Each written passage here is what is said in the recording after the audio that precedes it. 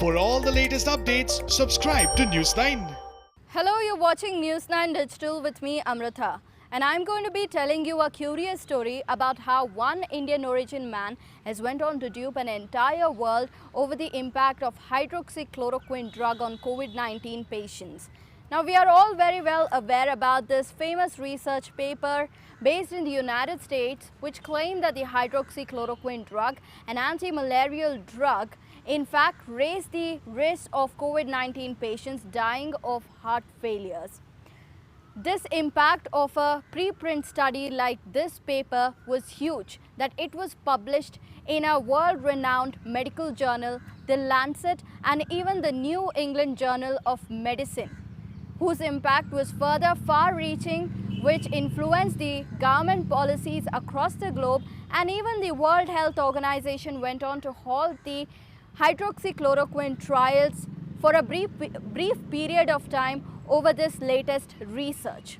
This research paper on hydroxychloroquine was co-authored by one Sapan Desai, and whose lead author was again an Indian origin man called Mandeep Mehra of the reputed Brigham and Women's Hospital, the largest teaching hospital of Harvard Medical School.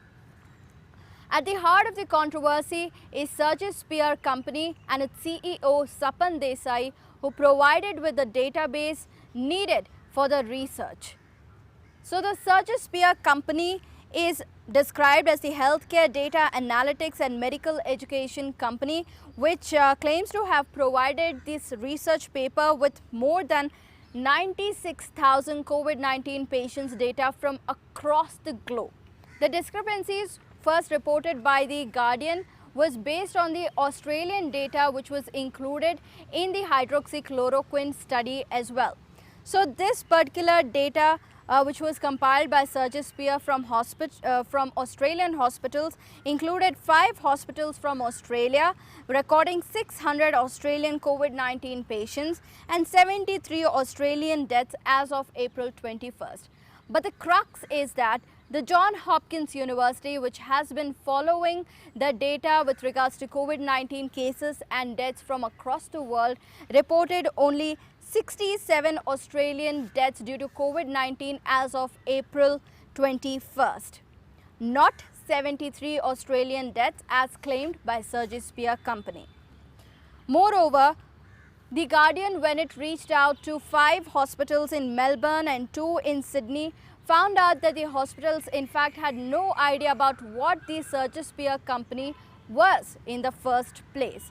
So this was the starting point. Even The Lancet wrote to the Sergio Spear Company to reveal about the details of this database and also whether an auditing was done into the database provided by the Sergio Spear Company. When the Sergio Spear Company failed to provide any such details and remained opaque about the database, that's when The Lancet had to retract the research paper on the hydroxychloroquine, whose database was provided by Sergio Spear. Furthermore, The Guardian also went a step ahead into investigating the Sergio Spear Company itself. It found out that Sergio Spear in fact has very little social media presence for a company which is providing a humongous data amidst a pandemic. It found out that on its LinkedIn page it has less than 100 followers, and on Twitter it has less than 170 followers. Moreover, a company which is providing such a gigantic data, it only has around 3 to 11 employees listed on its LinkedIn profile. And it is also not exactly clear about whether there are 3 or whether there are 11 employees. And a further investigation into the staff members of Sergio Spear revealed that some of these staffers also included science fiction writers and even an adult content model, among others, without any scientific background. Moreover, The Guardian also investigated into the CEO of Sergio Spear, Sapan Desai, and found out that he has a background of several medical negligence lawsuits filed against him.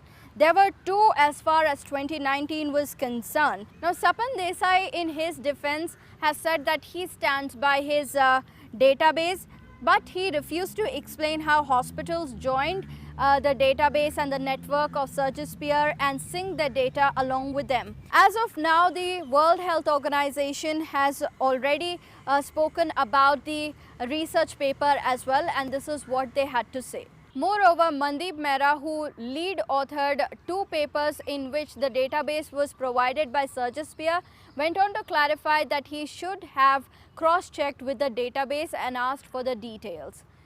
Now, this again has given rise to the concerns regarding preprint studies which are being monitored right now and even being published without peer review in some of the world-renowned medical journals like the Lancet, and about the impact of such preprint studies on our global healthcare system.